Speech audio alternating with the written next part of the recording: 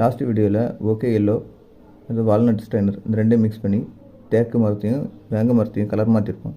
இந்த வீடியோவில் கொஞ்சம் தேக்கம்பொடி கொஞ்சம் ஈட்டுப்பொடி மிக்ஸ் பண்ணி சீலர் ஆட் பண்ணி தேக்கு மரத்தில் வரைக்கும் இருக்கிற வெள்ளை இலை வந்து கலர் மாற்றுறோம். இது என்ன யூஸ்னால் பொடினால் கலர் மாற்றும் போது இன்னும் கொஞ்சம் நல்ல பக்கா குவாலிட்டியாக கரெக்டாக கிடைக்கும். மரம் வந்து நல்ல ஒரே மரமாட்டு இருந்த மாதிரி கிடைக்கும். இன்னும் ஃபேட் ஆகாது சீக்கிரம். நம்ம எங்கெல்லாம் கலர் வெள்ளையாக தெரியுதோ அந்த இடங்கள்லாம் வந்து தேக்கம்பொடி ஈட்டுப்பொடி சீலர் மிக்ஸ் பண்ணி அடிக்கும்.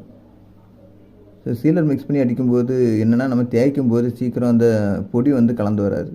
அதுக்காக நம்ம அதை அடிக்கிறோம். ஸோ அடித்து முடிச்சோன்னா ஃபைனல் லுக் எப்படி இருக்குன்னு பாருங்கள்.